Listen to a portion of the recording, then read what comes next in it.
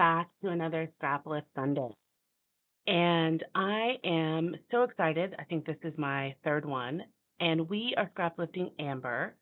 I put her Instagram name over her picture.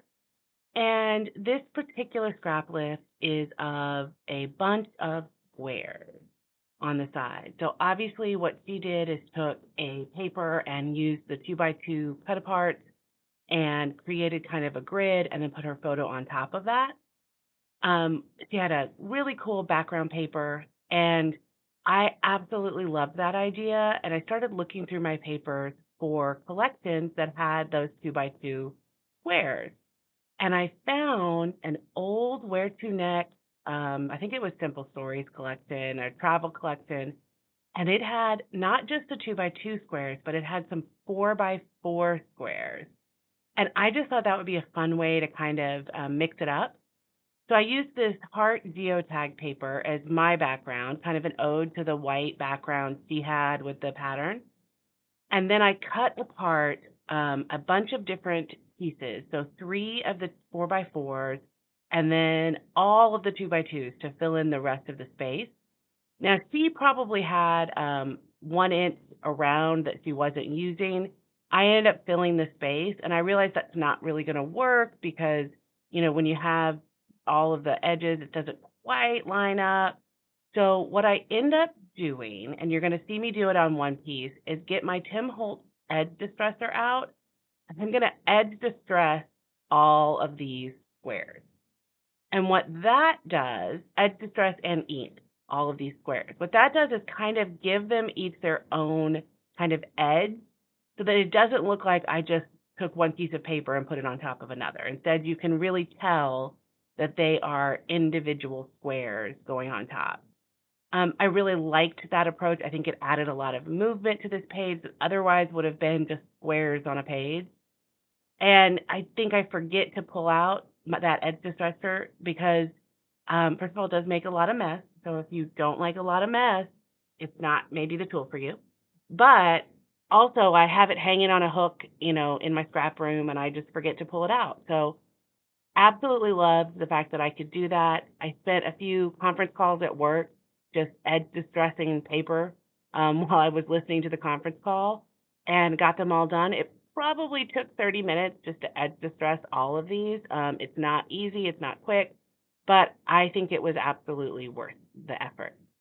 So in just a second, you're going to see the end product of all of these squares edge distress, and there they are. So all of them have been edge distressed, all of them have been inked, and I absolutely love how that turned out. So now I'm taking the photo. This is a photo of my parents and I when we went to Animal Kingdom, and taking that photo and I'm cutting it.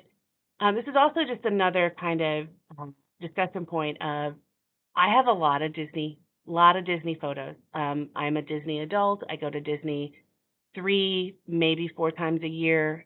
We try really hard to hit every Epcot festival, so that's 4 times a year.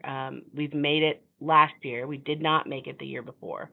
But this year, so far, we've been to the first festival. We have reservations for 2 of the other festivals. So hopefully, it's always that holiday festival that we might miss. Hopefully, we'll be able to make it to all 4 festivals again, but for sure, 3 times this year. And I can't use, the Disney paper for every single Disney trip. And the reason is it just gets monotonous, right? I look at my Disney album and it's all red and white and black and it kind of gets boring, right? So I really try to use other collections for Disney pages when they work. And this particular one really works with the Tree of Life.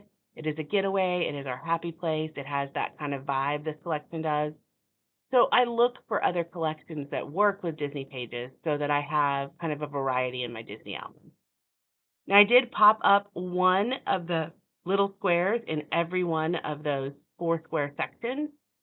And this really is kind of like on her layout. The squares really are the focal embellishment. I mean, I basically used 2 full pieces of paper and was able to create a really interesting with some really cool graphics, a lot of text. You guys know how I feel about text. and created a fun page without having to have a lot of embellishment. So I think one of the things about this particular scrap lift that Amber did is she created a way to have a lot of visual interest without having to have anything other than paper. And I think that's a really good reminder. I know a lot of us are hoarders and we hoard the paper, and we probably have way more paper in our collections than we actually need. And so just take that and say to yourself, okay, what could I do with this paper? This scrap lift is a perfect thing to do with this paper. Get your 2x2 square punch or use a cutter and cut yourself, 15 squares. I don't really remember how many she had. One, two, three. I think she had 16. 16 squares, 2x2 squares, and use those on a page as embellishment. You could also use them in a diagonal. You could quilt with them. It's just take that paper that you have, cut the 2x2 squares, and play around. And you've created a huge visual interest without having to spend a lot of money on stickers and embellishment packs. It's really just using the paper that you have to make your embellishment. Speaking of embellishment, my title is going to be You and Me. I really like how that is. I'm just using a geotag. I will say I did end up using that suitcase. I just thought it was a super cute little suitcase. I will say I'm looking at this photo right now, and I'm seeing my blue scissors. Since I did this layout, I have lost my blue scissors. No idea where they are. I cannot find them. They are my favorite scissors. So now I know at the very least they were right there. So I'm looking at my black ink and it's not there right now either. So I must have put it away so I could find it easier. You ever do that? Very irritating. So you're seeing me just pull out some stickers, use those, create a little bit of a embellishment cluster on the side there. And does the hot air balloon really make a difference? No, but it is super super cute, so I decided to include it. And I think that is the base of the page. Now, because I did the distress, over the edges, I felt like this is one of those pages that could survive a little bit of splatter. So I end up getting some splatter out, and I am going to do that. So I'm trying to find something to cover up the picture that so it won't get splatter on it. And I use an envelope. And then I'm going to get just some blue splatter out. And this is my favorite blue, but man, the lid has gotten all crusty, and I end up just having to trash it after this. I mean, it is basically gone. So I'll have to find another navy that I like. If you've watched it all the way to this point and you have a navy that you love, please put it in the link below because I would love to get a good navy.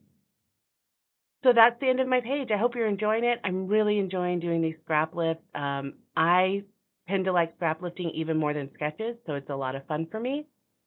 But please like and subscribe, give Amber some love, and check out the other ladies on the playlist for Scraplift Crafternoon. Thanks, everyone. Bye-bye.